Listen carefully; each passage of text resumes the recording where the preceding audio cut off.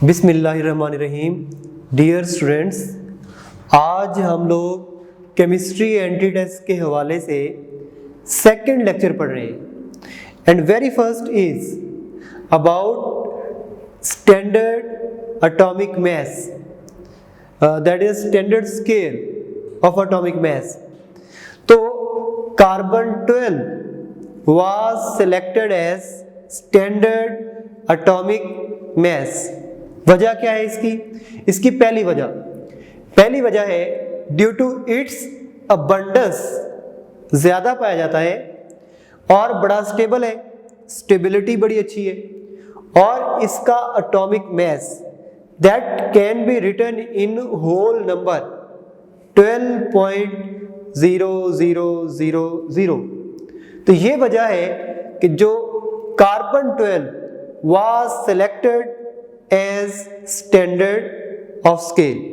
फिर अगर आपने रिलेटिव एटॉमिक मास के बारे में पढ़ना हो तो याद रखिए, ये एमसीक्यू का बड़ा अच्छा पॉइंट है। रिलेटिव एटॉमिक मास हमेशा फ्रैक्शन में होता है, क्योंकि रिलेटिव का मतलब है रिलेशन, मतलब किसी भी एलिमेंट को जब कार्बन 12 से कंपेयर करें तो उसका जो मास होगा will be called as relative atomic mass. और रिलेटिव एटॉमिक मास हमेशा फ्रैक्शन में आएगा, पॉइंट्स में आएगा। जैसे हाइड्रोजन का एटॉमिक मास है 1.008 फ्रैक्शन। इसी तरह अगर आपने क्लोरीन का एटॉमिक मास लेना हो तो दैट इज 35.5 AMU फ्रैक्शन। तो एमसीक्यू, वैलिड एमसीक्यू के रिलेटिव एटॉमिक मास कभी होल नंबर में नहीं होगा, हमेशा फ्रैक्शन में होगा। और अगर आपने रिलेटिव आइसोटोपिक अबंडेंस लेनी है तो ये हमेशा ही होल नंबर में होगी, मतलब किसी एलिमेंट के जो आइसोटोप्स हैं उनका मास तो हमेशा होल नंबर में होगा। जैसे क्लोरीन 35 का रिलेटिव आइसोटोपिक अबंडेंस के हिसाब से मास 35 AMU होगा, और क्लोरीन 37 दैट इज 37 AMU हमेशा होल नंबर में होगा। और अगर आपको रिलेटिव मॉलिक्यूलर मास लेना हो तो ये भी फ्रैक्शन में होगा। जैसे H2 दो हाइड्रोजन एटम के रिलेटिव एटॉमिक मास को ऐड कर लो। जैसे H2 का मास होगा 2.016 AMU, और अगर आपने HCl का लेना हो तो that is 35.5 and exactly it is 35.46 AMU।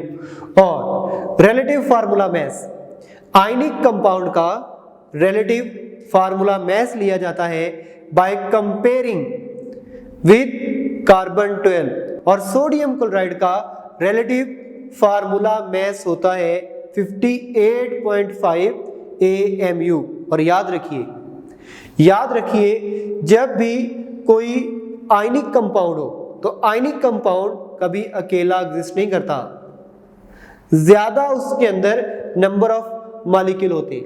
इसलिए आयनिक कंपाउंड का जो मास होता है वो मिलाकर, कई मॉलिक्यूल को मिलाकर लिखा जाता है, तो आप इसे बोलते हो formula mass.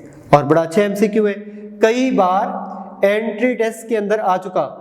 1 AMU is equal to 1 AMU atomic mass unit is equal to option 1.661 10 raised की पावर -27 ग्राम, बीटा 1.661 10 raised की पावर -21 मिलीग्राम, चार्ली 1.661 10 raised की पावर -24 ग्राम, और डेल्टा 1.661 10 raised की power -27 milligram. And right option is beta 1.661 10 raised की power -21 milligram, क्योंकि actual में जो आपने पढ़ा है वो ये पढ़ा हुआ है कि 1 AMU is equal to 1.661 10 raised की पावर -27 kg। तो kg को अगर ग्राम में कन्वर्ट करना हो तो दैट विल बी 1.661 10 raised की पावर -24 ग्राम, और अगर मिलीग्राम में कन्वर्ट करना हो तो 1000 से और मल्टीप्लाई कर दो, इट विल बिकम 10 raised की पावर -21 मिलीग्राम, और मैंने मिलीग्राम में पूछा है ऑप्शन के अंदर, दैट इज -21 मिलीग्राम। और याद रखिए कि जो 1 AMU होता है ना, 1 AMU is reciprocal of Avogadro's number. मतलब ये 1.661 10⁻⁻21 कैसे आया है? जब आपने 1 को डिवाइड किया एवोगैड्रो नंबर से। इसी तरह सिमिलरली अगर आप एवोगैड्रो नंबर को लेना चाहो तो Avogadro number is reciprocal of 1 AMU। जैसे 1/1.661 10⁻⁻24 ग्राम लिखा मैंने, और जब इसको डिवाइड करेंगे तो आंसर आ जाएगा 6.02 10⁻23 ग्राम। अब यहाँ पे बड़ा अच्छा क्वेश्चन है, जब मैंने 1 को डिवाइड किया तो मैंने मिलीग्राम से डिवाइड क्यों नहीं किया, या मैंने इसको ग्राम से डिवाइड किया, किलोग्राम से डिवाइड क्यों नहीं किया?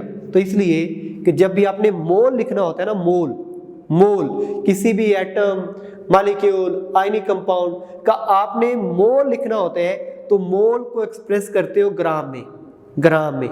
इसीलिए मैंने 1/1.661 10⁻⁻24 से डिवाइड किया और जो आंसर आया दैट इज इन ग्राम। अब डिफरेंट MCQs हैं बड़े इंपॉर्टेंट, कि how many times water is heavier than carbon 12 आ चुका है ये एंट्री टेस्ट के अंदर। तो ऑप्शन ए क्या 0.5 ग्राम बड़ा होगा, बीटा क्या 1.5 ग्राम बड़ा होगा, चार्ली क्या 1 ग्राम बड़ा होगा, डेल्टा क्या 2 ग्राम बड़ा होगा। तो याद रखिए आपने वाटर को कंपेयर करना है कार्बन 12 के साथ, तो वाटर का मॉलिक्यूलर मास 18 ग्राम ऊपर आ जाएगा और कार्बन का मास 12 नीचे आ जाएगा। तो 18/12 equal to 1.5।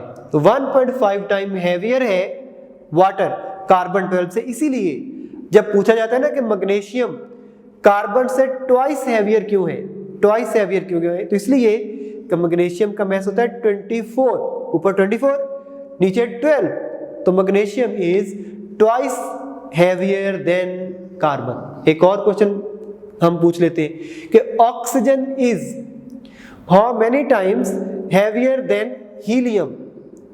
Oxygen is how many times heavier than helium. तो ऑक्सीजन का मॉलिक्यूलर मास है 32 ग्राम और हीलियम का 4, तो नीचे लिखिए 4। तो 32 को जब 4 से डिवाइड करेंगे तो आंसर इज 8। मतलब ऑक्सीजन हीलियम से कितने गुना बड़ा है, तो that is 8 times heavier than helium molecule. इसी तरह बड़ा अच्छा MCQ, the superb one, alpha particle has number of electrons equal to. Alpha particle के अंदर इलेक्ट्रॉन किसके बराबर होते हैं? ऑप्शन ए क्या हीलियम के बराबर होते हैं, ऑप्शन बी क्या हाइड्रोजन +1 कैटाइन के बराबर होते हैं, सी हाइड्रोजन एनाइन -1 के बराबर होते हैं, डी क्या हाइड्रोजन के बराबर होते हैं। तो right option is beta, H positive, क्योंकि अल्फा पार्टिकल के अंदर कोई भी इलेक्ट्रॉन नहीं होता और H+1 के अंदर भी कोई इलेक्ट्रॉन नहीं। जैसे सॉल्यूशन में देखिए कि अल्फा पार्टिकल लिखा जाता है हीलियम +2, तो याद रखिए हीलियम के अंदर सिर्फ 2 इलेक्ट्रॉन होते हैं और +2 मतलब दोनों गए। तो जब दोनों चले जाएंगे तो प्रोटॉन तो नहीं गए ना, तो हीलियम +2 के अंदर प्रोटॉन कितने होते हैं, 2, न्यूट्रॉन कितने होते हैं, 2, लेकिन इलेक्ट्रॉन कितने होते हैं, कोई इलेक्ट्रॉन नहीं होता।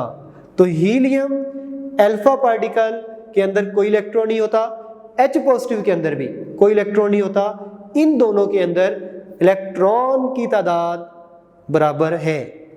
फिर क्वेश्चन है कि atomic mass of deuterium oxide D2O is, तो ऑप्शन ए क्या इसका मॉलिक्यूलर मास 18 ग्राम होगा, बीटा क्या 19 ग्राम होगा, चार्ली क्या 20 ग्राम होगा और डेल्टा क्या 22 ग्राम होगा। तो राइट ऑप्शन इज चार्ली, 20 ग्राम होगा। अब कैसे सॉल्यूशन बता रहा हूं आपको। आप जानते हो ना कि हाइड्रोजन के 3 आइसोटोप होते हैं, प्रोटियम, ड्यूट्रियम और ट्रिटियम। प्रोटियम के अंदर एटॉमिक मास 1 होता है और प्रोटॉन की तादाद भी 1 होती है, जबकि न्यूट्रॉन नहीं होता। और ड्यूट्रियम के अंदर एटॉमिक मास 2 होते हैं और 1 प्रोटॉन होते हैं और 1 न्यूट्रॉन होते हैं। दैट मीन 1 ड्यूट्रियम का एटॉमिक मास कितना होगा? 2, और 2 ड्यूट्रियम का कितना होगा? 4, और ऑक्सीजन का कितना होता है? 16। तो D2O is with atomic mass of 20 ग्राम। फिर आपसे क्वेश्चन पूछा जाता है कि आइसो इलेक्ट्रॉनिक स्पीशीज क्या होती हैं? आइसो इलेक्ट्रॉनिक स्पीशीज वो होती हैं those having same number of electrons. अगर किसी स्पीशी के अंदर इलेक्ट्रॉन्स की तादाद बराबर हो तो आपने उसे बोलना है आइसो इलेक्ट्रॉनिक स्पीशीज। तो आइसो इलेक्ट्रॉनिक स्पीशीज क्या होती हैं? ऑप्शन ए, क्या Na पॉजिटिव और मैग्नीशियम, क्या ये आइसो इलेक्ट्रॉनिक है? नहीं, क्योंकि Na के अंदर 11 इलेक्ट्रॉन होते हैं और +1 का मतलब 1 चला गया 10, और मैग्नीशियम के अंदर 12, आइसो इलेक्ट्रॉनिक नहीं है। बीटा Na पॉजिटिव, तो सोडियम के अंदर 11 इलेक्ट्रॉन होते हैं, 1 चला जाएगा तो 10, और नियॉन के अंदर भी 10 होते हैं। ये दोनों आपस में आइसो इलेक्ट्रॉनिक है। और चार्ली क्लोरीन 17 इलेक्ट्रॉन होते हैं और सोडियम 11, आइसो इलेक्ट्रॉनिक नहीं है। और डेल्टा सोडियम 11 इलेक्ट्रॉन होते हैं, नियॉन 10 इलेक्ट्रॉन होते हैं, आइसो इलेक्ट्रॉनिक नहीं है। तो वो तमाम एलिमेंट्स जिनके अंदर इलेक्ट्रॉन की तादाद बराबर हो उन्हें बोलते हो आइसो इलेक्ट्रॉनिक स्पीशीज।